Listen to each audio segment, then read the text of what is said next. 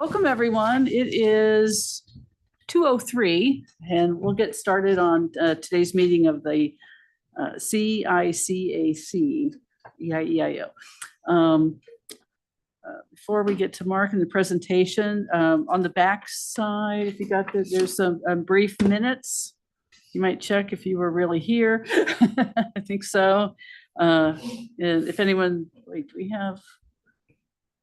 only have 4. We need 5 for a quorum. Is that right? So I think. Evil is currently vacant, so we do have 50%.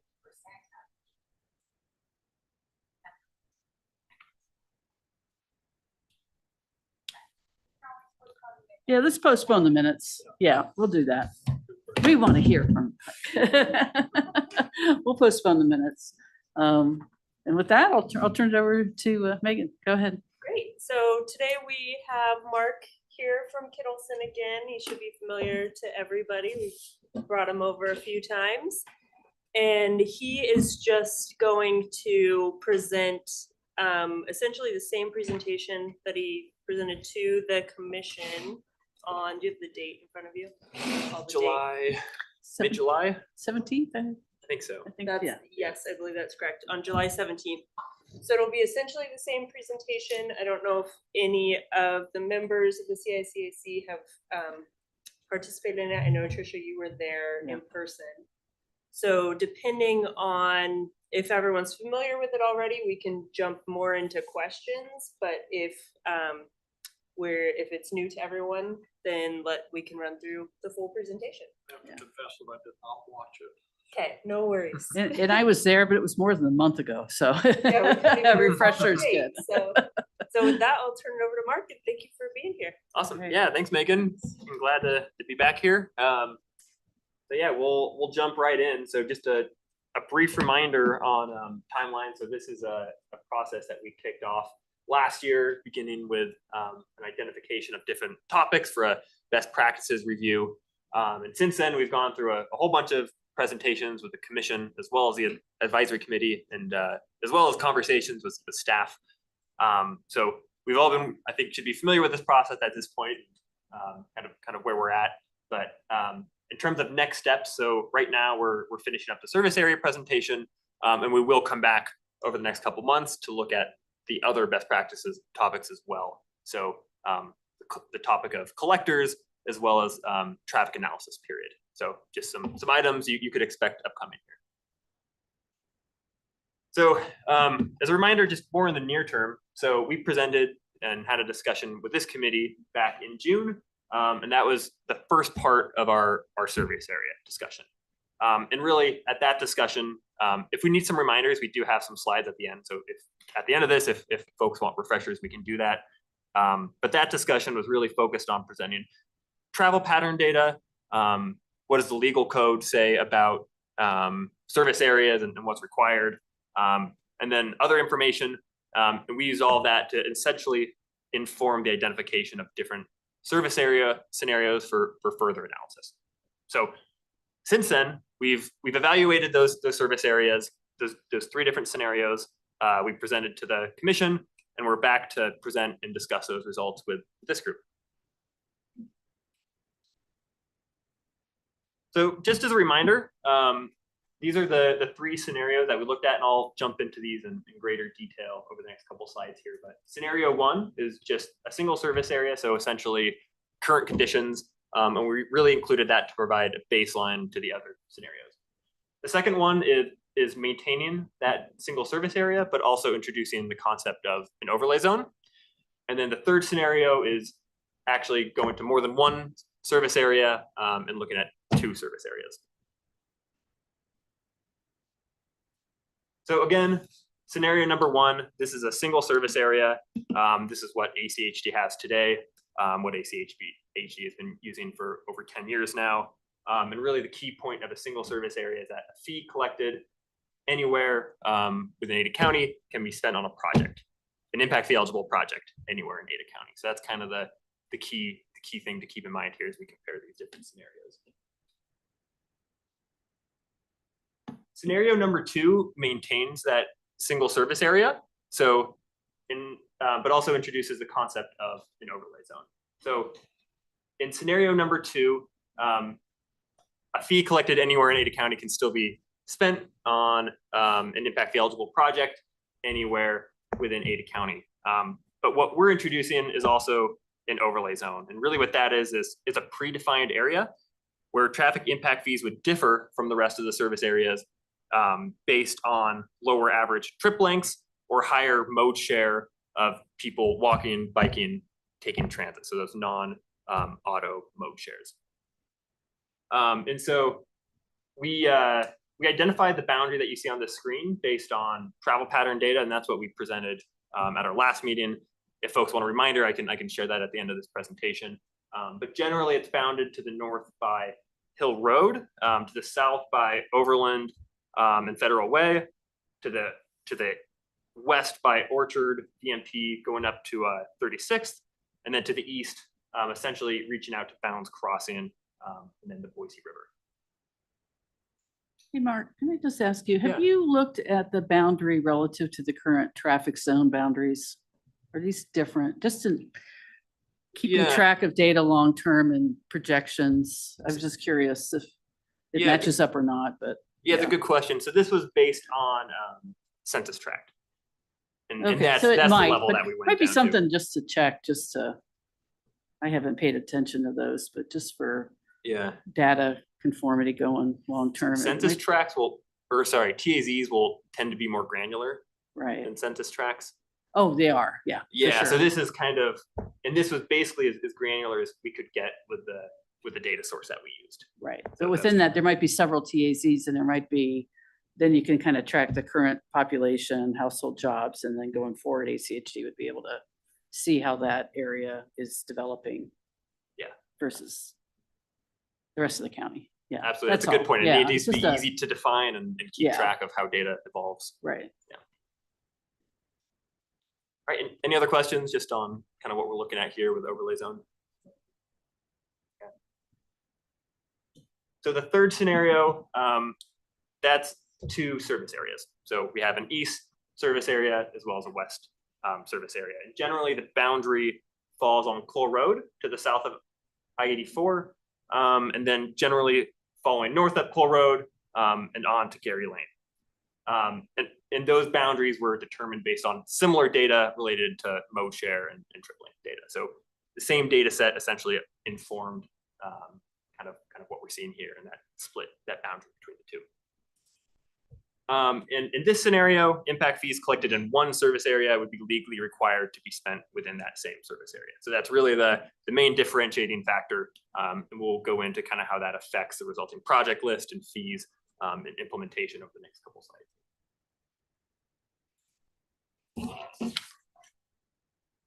Okay. Question if I may.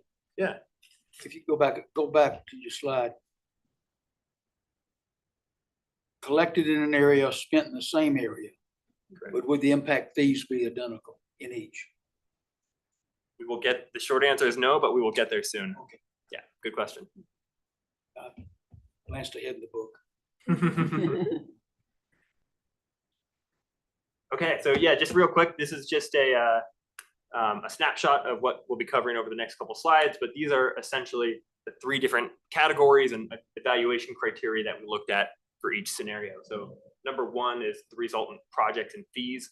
For the purpose of comparison, we looked at the current CIP project list, so the 2022 CIP, the currently adopted one, just to see how those projects would split out and how those impact fees, what those resulting impact fees would look like. Then of course, once the 2025 CIP is updated and adopted, those numbers would look different. But we're just working with kind of the latest data here for that initial basis of comparison. Second is project flexibility and implementation. So how would these different scenarios affect ACHD's ability and flexibility in terms of implementing projects in the CIP? And then finally are just considerations related to administration cost and complexities for the district for these 3 scenarios. So, can were those criteria established to the, by this committee prior or the commission, or I'm just curious? Because there's no, how do I say, kind of purpose for terms of equitable distribution within the county of, the travel patterns. It's kind of, I don't know, I've been here too long, I think. I mean, there used to be other reasons why you would look at multiple service areas beyond those three of, is it going to help fulfill any land use, not land use goals per se, but be equitable in terms of the travel patterns, which we've kind of looked at, but it's not an evaluation criterion.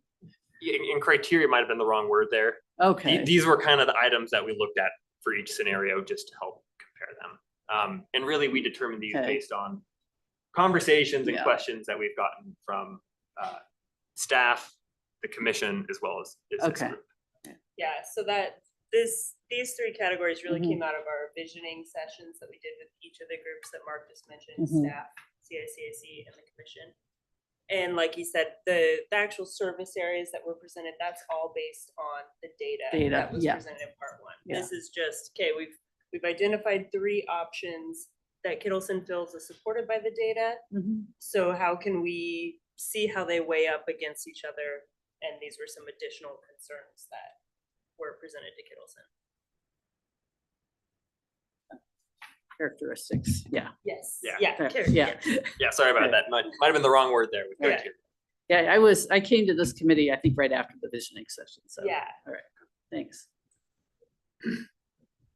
All right, so jumping in, wanted to start out by talking about what the resultant projects would look like between these three different scenarios. And again, just want to start with that clear disclaimer that for this evaluation exercise, we're using projects, costs, and fees from the 2022 CIP. So after the CIP is updated, all these numbers would look different. You might imagine they might be a similar, level of magnitude. But yeah, just want to make sure we're all clear just on that disclaimer. Excuse me, you Yeah. don't anticipate going to the new one will change anything. It'll just be a matter of how the numbers fit in the chart. In other words, it won't skew anything to go to the updated CIP. We have a lot of work to do in terms of developing that CIP, so it's kind of hard to say at this Don't point. know. Okay. Yeah, this is kind of our best guess at this point. All right, so so what we're showing on this slide is really the number of projects within each service area in each scenario, total project cost. So if you look at all the projects in that CIP, how does that cost shake out? The share of project cost, which really only applies to the two service area scenario, and then the share of growth as well. So from 2020 to 2040, what share of household growth and what share of employment growth is there for each service area. And as you can see, for the single service area and the single service area with overlay zone, these numbers are essentially the same, since even with an overlay zone, it would still operate as a single service area, still have the same project list, still have the same total amount of growth. In the two service areas is where we really start to see that differentiation. And I think the main item I'd like to bring your eyes to and to highlight here is that in the two service area scenario, the west service area has about 87% of the project costs. And then that's about 85% of the total project costs. And then only about 76% of the household growth and 56% of the employment growth. So you can kind of start to see that imbalance of the project costs and growth for each service area. Yeah, can you remind me, Megan, this is from the 22 CIP, but what's the year of the demographic data? Is it different or earlier? It was, you actually might have that more fresh on your. I believe it's 2020 to 2040. Yes, that's what I wanted to say. The 2020 data set or census maybe, or Yeah, the so or Compass's forecast exactly. It's Yeah. Compass's forecast. that up to was done in 2040. 2020 probably. Correct. I believe the Okay. 2022 amendment was changing some projects. I don't believe it Right. had a full Yeah. demographic. And then as this goes forward, are we gonna update from that? Because then this wouldn't include like the micron employment growth or any changes, significant changes since 2020. Yeah, we looked so at. this would be 25 to 45. for And the it CIP. would include those other things. Yep. We So would be, it'll- we you- would be looking at those An areas as updated well. forecast, Correct. okay. Yeah. Yeah, it's always a moving Yes, always a moving I always like to know, target. where am I today versus, okay, thank you. So that might change as we, Oh, for sure. yeah. Yeah, but like Yeah. he had said, for just the point of showing a comparison between the service areas. Yeah. The only complete data we have is what's Is- been adopted, so that's what we utilize to kind of paint the picture of what the different service areas would look like. Yeah. So that's just some kind of basic information that we wanted to share first, as really the numbers that you see here are what drive the resulting impact fees. So a very simple way that I like to think of ACHD's current calculation for impact fees are the total project cost, total impact fee, eligible dollars. That's the numerator, and then the amount of growth is the denominator. So, and we'll kind of see how that shakes out on the next slides here. So this slide really just shows, in general, on a percent basis, how the impact fees would change across the board for each land use in each of these scenarios. So single service area, that's current conditions, that would not change the impact fees. In the single service area and overlay zone, you see about a 26% decrease in fees within that overlay zone, and that's due to the lower average trip length as well as the lower average automobile mode share. And then you see a slight increase, about 4%, in the remainder of the county. In the two service area scenario, you start to see some bigger splits. So in the west service area, you have about an 11% increase in traffic impact fees.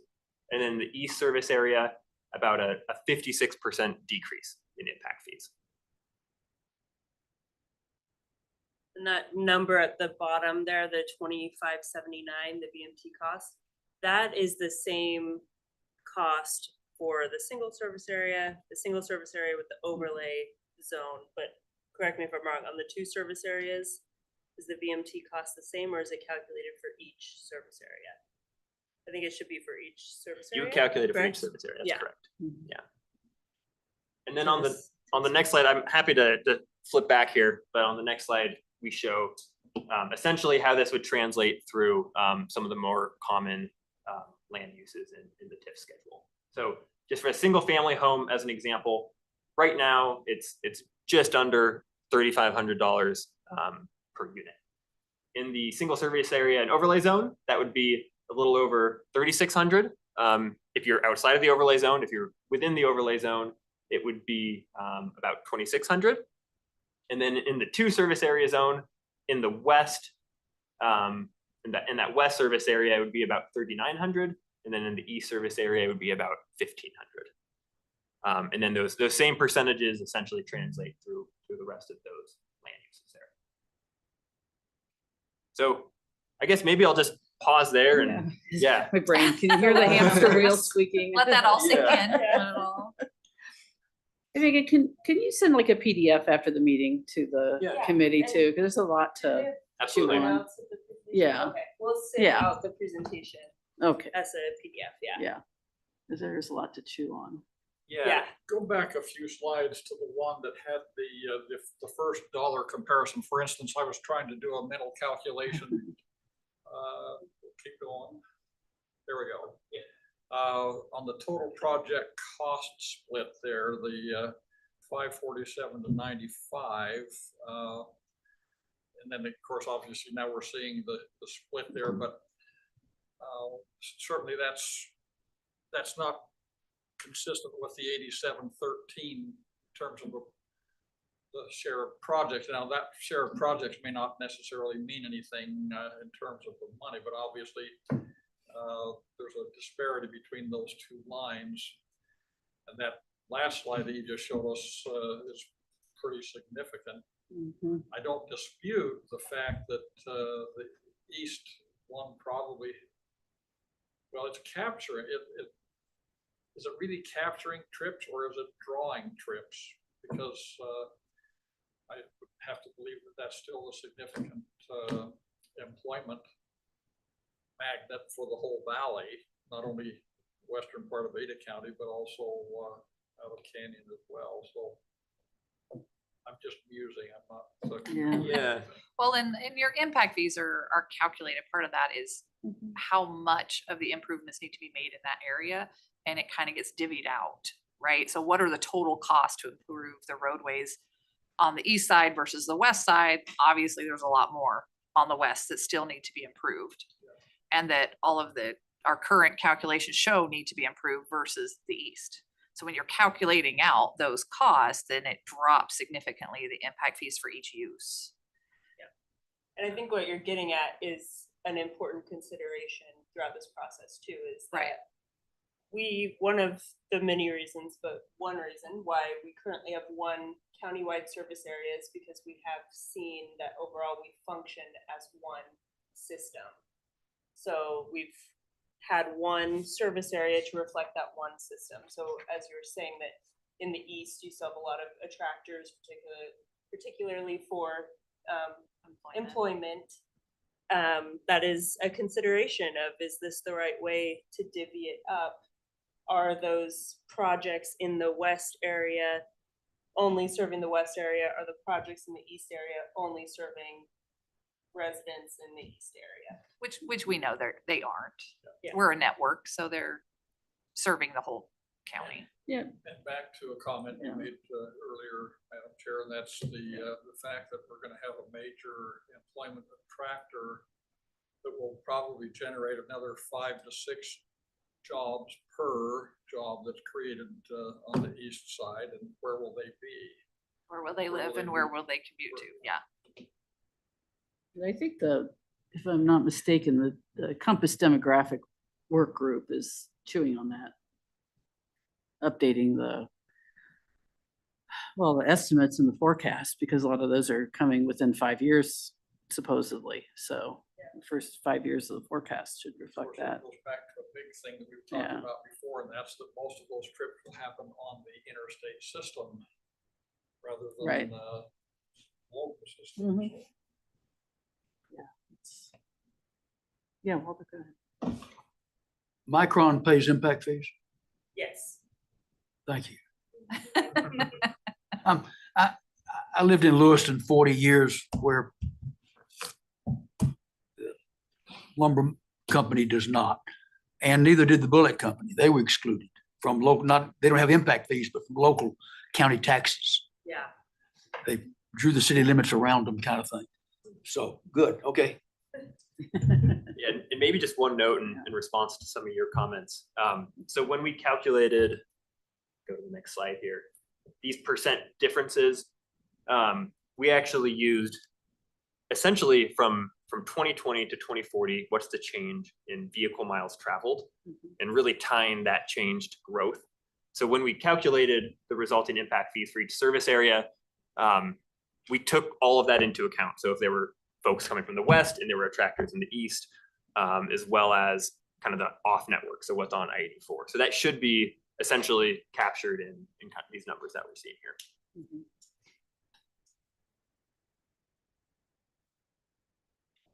And I guess maybe to remind us all, when they're in the CIP, they're arterial projects is what we're talking about, Correct. That's correct. nothing else. No. In the Just current. In the, arterial. in the current is 2022, only yeah. arterial roadways and intersections. Okay, can you go back to the the next slide, I guess? Yeah, that- Yeah. Can you go back forward? yeah. Sit down. That's just representative.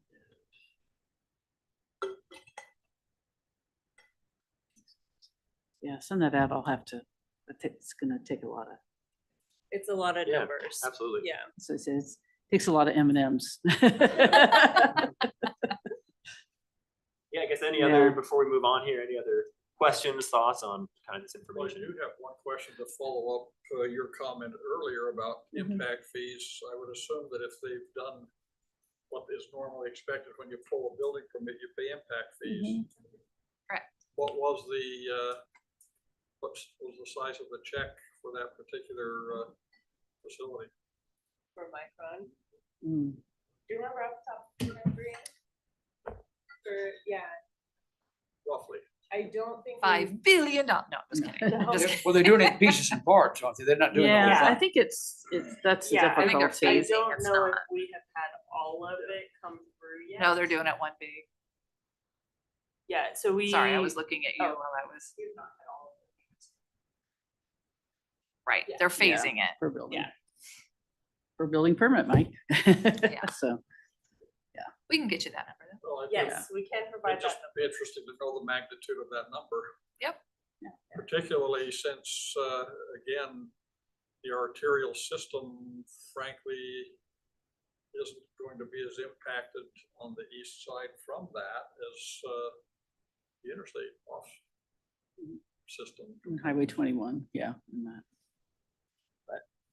But we have been looking at the need for Mhm. new roads in that area. Is that correct, Christy? So- Yeah, well, even the existing CIP does list out the Lake Hazel extension. There's a few there's multiple future roadway extensions going that way because we knew that there was likely going to be a need. Because I think even when we looked at the 22, there was that consideration for the Micron expansion. And so when we were looking at that, I think it already tripped in the last one that there would be a need in the future for those roadways to be extended. Because we did the Lake Hazel extension to Orchard, Gowan, and then the next extension would be all the way across. Obviously that, if it's still, it's a mobility corridor, I've heard the Correct. term in the past, what's the size of that facility? Are we talking one time it was 7 lanes, is it 7 or is it 5?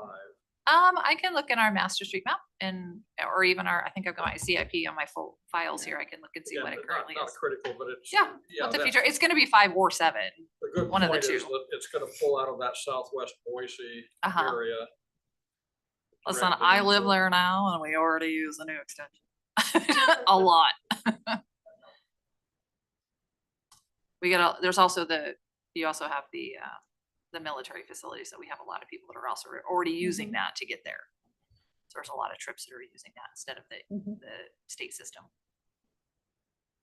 And I have a feeling that's why it's tripping for that extension is because they're also going to use that as an alternate route as well. One last question, does that Sure. mobility corridor, Lake Hazel, does it extend down to Isaac's Canyon or does it feed into, or into the Gowan Road area? It goes all the way over to the, is it the Blacks Creek? Okay, Eisenman, yeah. Yeah. It goes all the way over. Eisenman, comes in I'm sorry. Eisenman. yeah, Isaac's. Eisenman, yeah. Yeah. Isaac's Canyon, yeah. Yeah, it goes all the way, it goes that Yeah. way. So we have the Orchard Street realignment that takes care of that, but then Lake Hazel also continues over.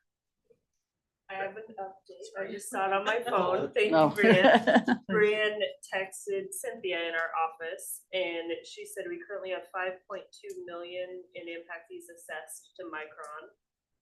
And that is 5 of their buildings so far. Out of, do you know? Out of how many buildings?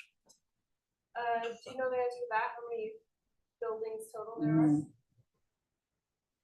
No. Brian wants to say 12, so we'll go with that right So now. that's possibly less than half.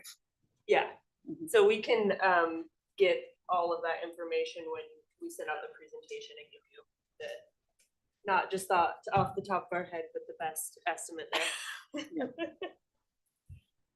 Okay. Is everybody ready to move on?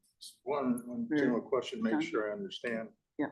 The reason that in the 2 service areas that the east declined so much is because the budget for spending is less, The project needs are less. projects are less, that's why. Yeah, which is also tied to the spending. So there's less Okay. project needs in that. So to make sure I understood the So- concept, so. Yeah, For so a arterials, yeah. Correct. very like a simplified way to put it would be to say, so that 95 million, that total project cost, that's kind of the numerator in the equation. Right. And then the denominator is the share of growth. So you have a larger share of growth than to the proportion of your share of project costs. So you have less project costs and a little bit higher growth. So Okay. essentially that's what's driving that big. I want to make reduction. sure I got that. Yeah. Okay, got it. And then there's a couple more steps as well, but that's mainly what's driving it there. Sure. And to answer your question, Lake Hazel, the extension is 5 for the mobility. It's 5 lanes for the Lake Hazel extension. And that's future build out too. So it's even future in the master street map, it's 5. Okay, Great, keep next. moving. Yep, Okay. onward. So switching gears a little bit here, want to talk about how these different scenarios might affect project implementation. And this slide, just to kick off this conversation, so this slide shows by location within Ada County where development has been providing impact fee revenue. And this is over, again, just over the last 10 years. And so as you can see, Meridian has the highest amount with about 42%. Boise has about 42%. And then each of 24%. 24%. Just spoke there. Okay. And then each of the other ones are under 10%. I hate to keep beating the Micron horse, but is that in Boise or unincorporated? It's in the city Boise limits. of city Boise. limits. It's in Boise. It is in Okay. Boise, yep. And again, this is last 10 years, so Okay, right. probably not reflected in this data set. Right, I get it. So, yeah, so we're showing this basically to set the stage and provide some context for the next couple slides here, where we'd like to essentially show how these different scenarios might affect project implementation. So this slide shows revenue generated by each service area in the 3 scenarios. And so that's what you're seeing on that top row there. It shows over the last 10 years, what is the annual impact fee revenue in each of these service areas, and in single service area as well as a single service area with overlay zone, much like the previous slide, is the same. So it's about 21 million per year. When you go to the 2 service areas, the West service area has historically produced 16.7 million per year, and the East service area has produced about 4.5 million per year. Yeah, again, this is a 10-year look back. That's correct. Okay. Yep. And the reason why we wanted to provide that is to provide some context for these next couple rows here, which show what does that allow ACHD, how many funds, and how did that translate into projects that they'd be able to fund per year. And we split this out in a couple different ways, all just using hypothetical situations. And on that second row, we say, so how many years would it take to fund a hypothetical $40 million project? There's no special reason why we chose 40 million, but it's about the cost of a, big, one of these larger roadway widening or new roadway alignment projects that ACHD might pursue. So under the single service area or overlay zone, it would take about 2 years to fund a project like that through impact fees. In the 2 service area situation, in the West service area, it would take about 3 years. And in the East service area, that's where you would start to see that taking a little bit longer. And it would take about 9 years. This is where I think after the commission work session, we had a discussion that there's really not that many projects particularly in the East, that aren't, the impact fee is probably a smaller contribution because it can't fix existing deficiencies. So in the areas that are already built up, we got to figure out how you're going to pay the bulk of the project cost, and the impact fee is kind of gravy if you can spend it. Is that? Yeah, and a lot of those corridors too are we call them constrained corridors as well. They're Right. not going to get wider. Right. So yeah, there are some in the East that are existing deficiencies where the impact fees would pay, but Yeah. I don't know that there's a lot Yeah. that why aren't this- either constrained already or Right. Yeah. That's why this might be interesting, but I don't know how useful in real application it's going to inform a project. Does that make sense? In the Yeah. CIP for the West service area,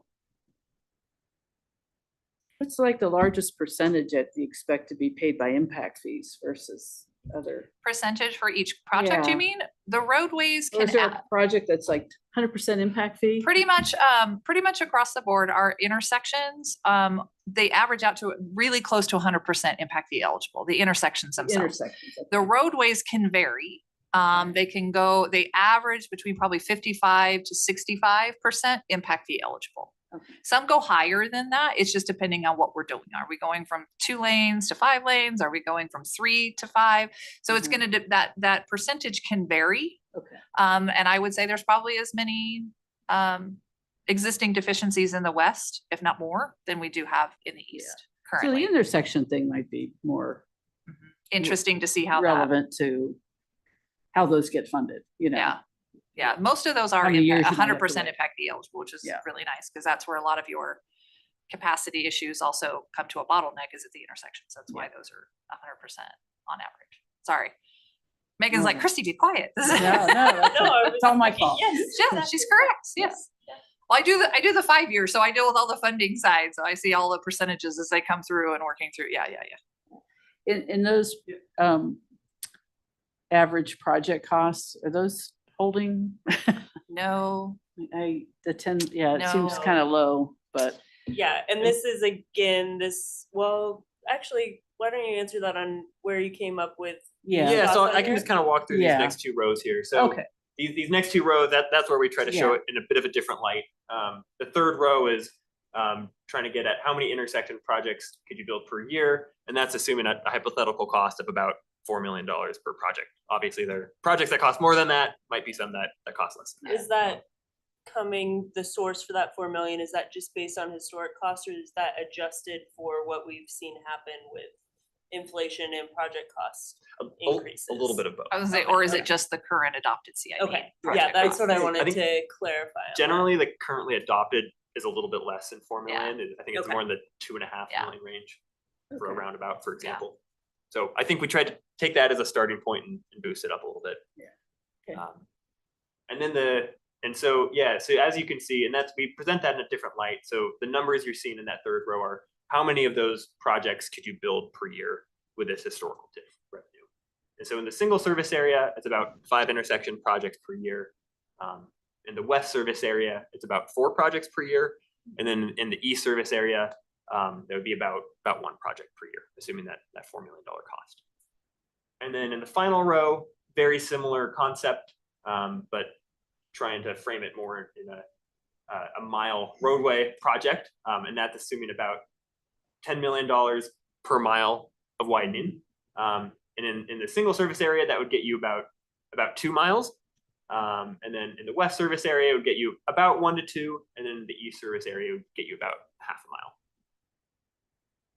So, again, just wanted to present this just to give an idea of how historical TIF revenue might affect implementation just in these different scenarios. Any questions? No?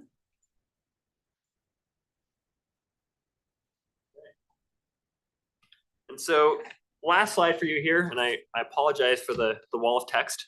It's a very not- complex slide. I'm not going to read all of this Complex. verbatim, but did want to highlight some of these, especially more qualitative items.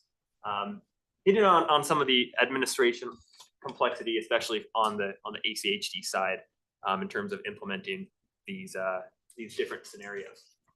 So I'll start with the single service area and kind of the overlay zone. So the single service area that's the most basic from an administration standpoint. It's what ACHD already does, and it provides maximum flexibility in where and how fees are spent.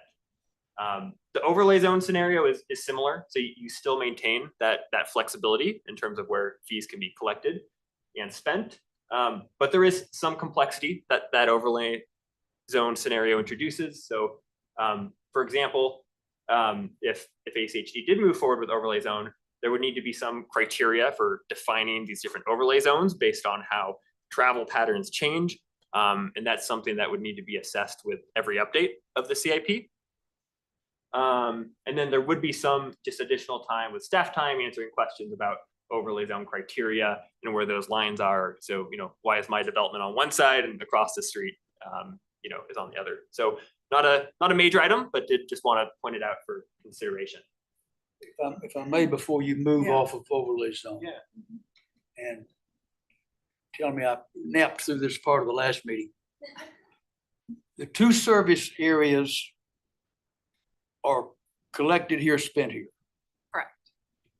The overlay zone is not collected here, spent here.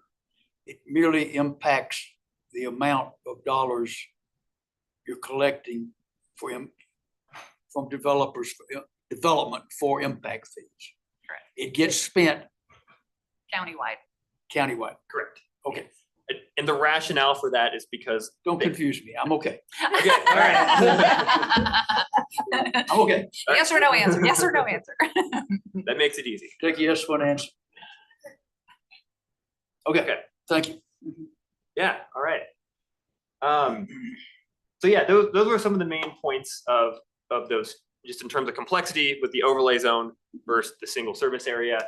In terms of the other items, with a single service area, and this is something that we hear from a lot of different, groups, is that the perception of, whether funds from a development that are collected, stay or go to projects that benefit that. And that's not really administration complexity, but we did want to bring that up as a consideration. Moving forward to 2 service areas, just wanted to highlight just what this would take from an administrative standpoint and highlight some key points. And number one is it would restrict some of the flexibility in where and how fees are spent. And that gets at the question we just discussed, as well as what we saw on the previous slides in terms of project timeframes. It would also limit flexibility for use of developers' impact fee credits. So how it is currently, if a developer pays for an impact fee eligible project as part of their development, and that cost is greater than the impact fees that they would have been assessed, then those dollars, that difference goes towards impact fee credits that they could spend on a different impact fee eligible project as part of a different development.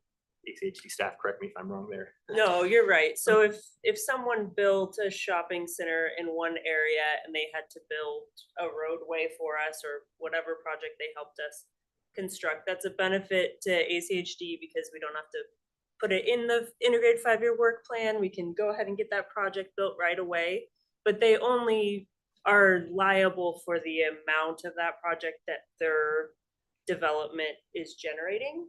So if they're if that's just a certain portion, let's say it's 25% of the project cost was what they actually own in impact fees. That other 75%, we give them in a credit that we track.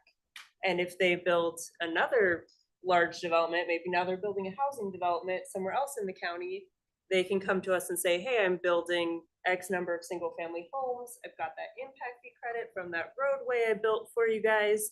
And we can then credit them for, if it covers that whole single family home development, then they wouldn't owe any impact fees at that point. If it covers a certain amount, they just pay us the difference.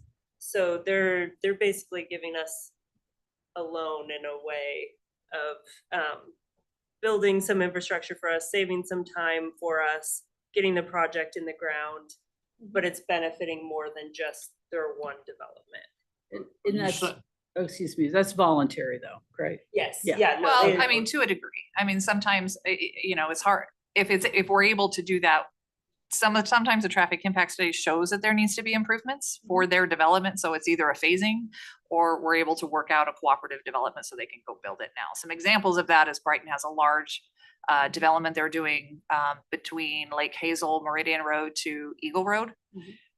Those 2 miles, and we did a cooperative development with them to widen those 2 miles of roadway because their development was very large. It was going to have a significant impact on the roadway system. So we're getting those done earlier than we would have if, like she said, followed the 5-year work plan process and got those done. So likely Brighton will have credit to use on future development or another development somewhere else in the county. But that's where this creates a problem because if they're developing somewhere else in the county and it's a different service area, they can't use the credits there. And there's a lot of developers that develop all over the county. And that's by law that they wouldn't be able to use the credits. That's not an ACHD policy. So only if they were developing something else in the same side that they got the credit for. She answered my question before I asked. Look There at you that. go. I love when we're so symbiotic right now. It's all that time we spend together and That was my question about crossing over services. correct. Answers no. All right, yeah, so a couple other points to highlight here. So with the 2 service area scenario, if ACHD was to move that direction, that administrative and kind of accounting task would have to be undergone to essentially allocate the current impact fee balance to the 2 service areas. In addition, so similar to overlay zone, we would anticipate an increase in staff time just for answering questions about why impact fees are different and working with developers on that item. 2 service areas may require interfund loans for certain project implementation. So examples of that might be projects that are on the border of 2 service areas or projects that extends through both service areas. We can't split the baby. I'm just kidding. And that also. Just right, just the do inter- half of the roadway improvements on the one side. The interfund loan question, that also would be if we have a high cost project in one service area and they haven't accrued enough of an impact fee fund balance to cover that cost, we might have to loan from the general fund, which is something that happened a lot previously when we had multiple service areas. And it took years after we went back to a single service area to, on the accounting side of things, get all the money in Straighten that the out. correct Yeah. place. Though, when I look at other services, and I think earlier in this process, we looked at other ordinances around and, cities can have multiple service areas for different things. Roads are different because they're big, but still what I'm not seeing, and this is more as we move toward, whatever we're going to recommend, that it's almost that last line on the third column, but it's the fact that the impact fees more reflect more of the real impact differences of travel characteristics around the county. And I think that's really important, that they are more reflective of, for those that we're not, we're not consistent throughout the county, that we do have at least one area in the 740 square miles, that's different, maybe the two service areas. So we've recognized the overlay zone, that it has very different characteristics. The two service areas, I think the forecast, the how far advanced they are in terms of fewer projects in the CIP shows that I'm not sure what their external trips were. I don't recall that previous slide. They were comparable, if I'm remembering it, right? Both of the two service areas. Yeah, they're both in the 60 to 70%. 60, 70, yeah. But I guess that point of just the impact fees are more representative of the impact when you have more than a single district. So, I mean, sometimes you just need to say the simple thing that they're more reflective and more equitable in that regard of what you pay really reflects, it's more sensitive to those differences within the county. I mean, that's how I look at it. And to me, that's more important than, I don't see the administration complexity as that much more. I mean, you guys can tell me, you probably key it in, you have some tracking systems and it's just a different A and B versus just, A.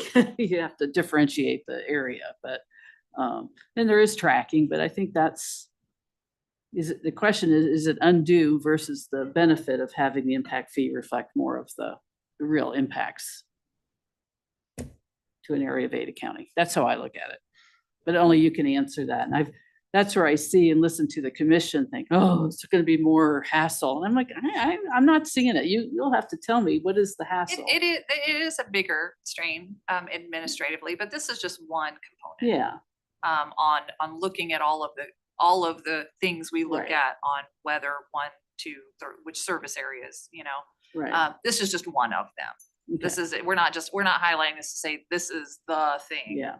It's just one of the things. Mhm. It is more complex from a funding standpoint. It does. From a put it- funding, but from a, Right, Yeah. no, but even from an accounting standpoint, keeping all of those separate and splitting all of those out, even just my administration of the integrated 5-year work plan, it does not make that more complex. So there are for sure, there's administrative complexities that do come into this, but that's just one component of what we're talking about. Good points. And the intent isn't to say, here's the list of fatal flaws, but these are just administrative Sure, items that would consider, change yeah. with each of these the scenarios. category of no surprises on when you Correct. check them. Yeah. So. Any other questions on that slide? Walter? On this slide, and I'm not suggesting you award points or anything to figure this out, but if you take the 3 columns, and I'm guessing that they're not totally complete in terms of pros and cons in each. They could find some more. But what you've got up there, your first column, the single service area has 4 positives and 1 negative. The second one's got 1 positive and 3 negatives. And your 2 service areas has got 1 positive and 6 negatives. Now, I know you didn't do this to make it follow that way, but that's what's up there. Yeah, and this is just the administration is what we're looking at here as well. Really care what it is. It's still what I just said. It's 4 to 1, 1 to 3, and 1 to 6 in terms of. Well, that's what I was saying. And is you it- can't look at it like, so staff gets paid to do all this stuff. We create it and make it more complicated. They get paid to work it more complicated. I'm not sure we want to exactly go that way, but that's kind of the nature of the beast. But just based upon your table, That's what's presented on this slide. Yeah, no, that's a good point, and that's like absolutely true. If the desire is more, the complexity is okay, then that's, yeah, nothing. tell you where to go to get it. Well, I just want to say, when you start with, when you're at the most basic system, any change is going to be more complicated. So, but the question is it worth it? Yeah. That's the Yeah. overriding, yeah, versus a numerical pros and cons, but you have to, it's always like, you have to keep that goal in mind, or that purpose of the reason for this examination, yeah. If it ain't broke, don't. You know. Well, it's kind of broke though, for parts of the county, if people are paying more than representative of their real impact. So I do have Yeah. one more slide, So let's just go kind of through an that, overall yeah. summary slide, and then maybe we can kind of shift this conversation. Okay. I think we're having some good kind of Yeah, conclusion thoughts. So. summary, that means. Yeah, so end. this is just a quick summary. Yeah. We've really talked through all these points. But looking at each of these kind of different categories, kind of run through them one by one. So the first one we see there is it supported by travel pattern data? And that's what we discussed in the previous presentation, looking at trip length and mode share. And we moved forward with each of these scenarios because it was supported by travel pattern data. So that's why these are all yes. Mhm. In terms of project implementation, so you still have that highest level of flexibility with a single service area, whether it's like today or whether you introduce that concept of the overlay zone. It really doesn't change in terms of how fees are collected, where they're spent, and the timing of project implementation. And then in 2 service areas, that is where you start to run into a little bit less flexibility, as illustrated by some of those project timing slides. In terms of administrative complexity, so that's just what we talked about. For a single service area, what it is today, like you noted, that's the least Yeah. complex. That's the status quo. You do have some additional complexity with that overlay zone, and then you have significantly more complexity with the 2 service areas. And really, the difference between the some additional versus significantly is because with an overlay zone, you're still in that single bucket just for tracking where those fees come and go. In terms of resulting traffic impact fee, so again, a single service area that just reflects current conditions. In the single service area and overlay zone, you do see a minor increase countywide. It was about $100 for a single family home, if you remember. And then you see a decrease in the overlay zone, and that was about 25%. And then in 2 service areas, when you look at how that resulting traffic impact fee changes, in the west service area, you see an increase. And then in the east service area is really where you see that significant decrease of about 50%. And then some additional considerations. We did want to point out that for the overlay zone, and we did mention this on the last slide, we would want to establish a criteria for establishing and updating and measuring future overlay zones, Mhm. just recognizing that travel patterns change and evolve over time. And then for 2 service areas, we wanted to also point out, like you were mentioning, I think this is kind of getting at your point, there is that perception that funds that are collected here stay here. So anyways, this was the presentation and kind of how we wanted to end. And Can you go back to the slide that shows the revenue from different areas around the county?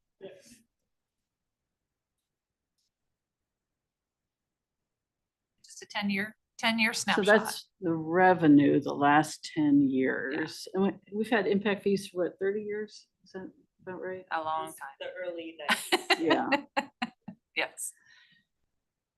less than half my lifetime, sad to say, but.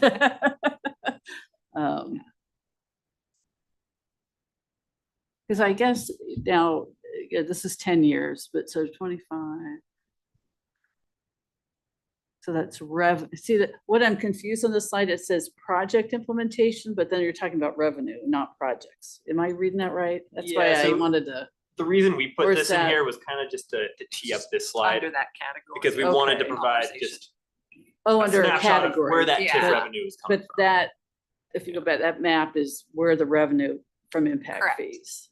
The impact fees that have been collected over the last 10 years, Yeah. where they're coming from. Right, and I suspect over 30 years, that number's gotten smaller in the east as projects were, It depends Done. on the type of projects, because Yeah. when you're developing, like the Science Bank building, you have a lot higher impact fees than building single family homes. I'm So just it thinking depends on- arterial projects too that have Oh, been you're thinking accomplished. about where the- we've The implemented CIP, yeah, and, projects. Yeah, and they've we're been talking paid just with, yeah, revenue You're here. Right. looking for not only right, income, but outgo. Yeah, yeah. Where we've Yeah. expended Would the it- impact fees over the last So 10 years. things It were would- collected it and then they might were just spent and now they're Confuse done. the heck out of all of us if you were Yeah. to do that and put two numbers in each of Right. those boxes. One of them for revenue and one for Expenditures. expenditures. Mhm. Which we can get. I think we presented that Just- at some point. in one of Yeah, I was our- gonna You may say, I have, think but, we you know, have. Just- Representing Meridian, I'd just like to Yeah, tell y'all, thank you for thanking us for all the money. yeah. Right. Well, I mean, Yeah. the current being a countywide, the purpose is we're Mhm. able to expend the funds where the needs are the greatest in the county. Yeah. We would, Or- if we, and I'm not trying to, we're just giving you the facts that we find and then Right. here's staff's recommendation. If the more service areas you get, we won't be able to do that as as effectively. Not to say we won't be able to make improvements depending on how we divvy it up, just how quickly and where the needs are, it's gonna change. You're gonna be handicapped or handcuffed in some projects because. one other thing I would point out on that Yeah. slide we were just on is that even under our current service area where we have just the one countywide service area, we have seen in the project list that most of those current projects would fall in that west service area. But you're also seeing that most of the revenue, even in the current condition, is coming from that west service area. So there is Mhm. still some correlation there where of the revenue and the greatest needs already lining up even in that one service area scenario. Mhm. So it's You just know. one way to look at this current revenue. After in as much as our position or our purpose is advisory, I'm Mhm. curious to know what the commission's, did the commission give direction at that last meeting or? Not yet. So what we'll be doing is, as Mark mentioned, we'll be coming back to the commission and back to the CICAC with another in-depth discussion of each of those other four, what do we call them, our focus Categories. Focus areas? areas. Yeah, our Yes, four yeah. focus areas. So Mhm. whether or not to include collector roadways in the CIP, the range of projects, which would be, is there opportunities to put multi-use pathways, bicycle lanes, other things like that in the CIP. Currently, they're not included. And then our third one is the analysis period. So after we have presented each of those kind of deep dives to the commission and the CICAC, then we'll have a wrap-up meeting with each where it will be kind of time to start, what are we ready to make decisions about? What is the recommendation going to be? So we can move forward with getting the CIP updated. It seems intuitive that if we add all of those other elements, the collectors and the other functions, that we can see a significant increase in impact. Yeah, and Correct. I think it would be, I'm kind of think incrementally. So to me, I'd like to see the arterials with all eligible, the ped and bike on those projects. So those would increase to include that. I think that's an important total project cost to know, to include those. Because since they are part of the They're already complete part of- streets are already yeah. part of the cross section for Yeah. those projects. I'd be curious how that changes it. And then collectors, and then if we want to open up range of projects. Does that make sense? I agree with that. Yeah, So we're not mixing, yeah. I'd like to start with expanding those known needs. Does that make sense? Yeah, yeah. What is your feeling on that? Is that, could we do the range of projects presentations next and then roll into the collector? Have kind of assumed we Yeah. talk about collectors next, but we do really want to meet the needs of this group and the commission. So if you guys see a clear benefit to flipping those, is that Yeah, still we were something looking at either kind of Okay. collectors or range of projects being Okay. logical next steps. Okay. Well, yeah, but that first category is really kind of, because when you come up, I mean, I just playing the movie in my head of the roadway projects. Those deficiencies are the greatest use of impact fees. And that it, to split the roadway deficiencies and the ped bike kind of is the stuff that drives me crazy. It's the same project, you know what I mean? So it seems like that would be important information for the commission to understand and get their head around, and then add on these other two. I mean, you can still do the other two, but I think they need to know that that's still a big number. We don't know what that might be. That would affect whatever the resulting impact fee might be before you start adding in new things. So that's all. Yeah. We can probably give some high level, Yeah. on an average mile lane, this is how Right. much the increase of cost would be. Obviously, Yeah. until we get more into the nuances of all of the projects that are being considered to be we won't have those cost estimates for the full Right. shebang, but we can give some, Mhm. examples of here's what it would be, this is the increase that we'd be looking at to add those items. So Yeah. And we have some recent projects that we can pull some costs from. do we have, just as a background reference, do we have a map of existing deficiencies somewhere? Is it on In the the website? adopted CIP, we do. Yeah. We Okay, have I'll those look all there. listed, those are all listed in the current adopted CIP. I always have to build the foundation, start at the foundation and build Right. up and get that network of, I just don't want to lose sight of the collector question because yeah.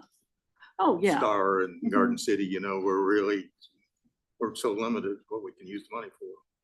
Yeah, Does that show collectors on that existing deficiency or is It it does just not be- arterials? correct, Yeah. because the Do we- current CIP, we don't evaluate as far as collectors, Yeah. because that's not part of. the But if we add collectors, would we want to know, to his point, where they are existing? I'm not even sure if I'm asking if that's too much or what. Yeah. If the new CIP included collectors, we would have to demonstrate that the future projects we have in the 20 years on collector roadways, we'd have to show which of those are existing deficiencies Right. and not fund them with Right. impact fee revenue. So it wouldn't show the entire network and here's all of our Mhm. deficient collectors. It would show what collectors are we building in the next 20 years, Just- and of those, which ones are existing deficiencies. Yeah, it wouldn't be the entire collector network. Yeah. Just like the arterial network now, it's a Right. 20-year horizon. It's not every Mhm. arterial in the entire county, it's just the 20-year horizon needs. And then kind of on that point, then that would kind of add flexibility for the developers if they had more places within the network, within the service area to spend their impact fees. Like they can't do it on collectors now, but in the future they could.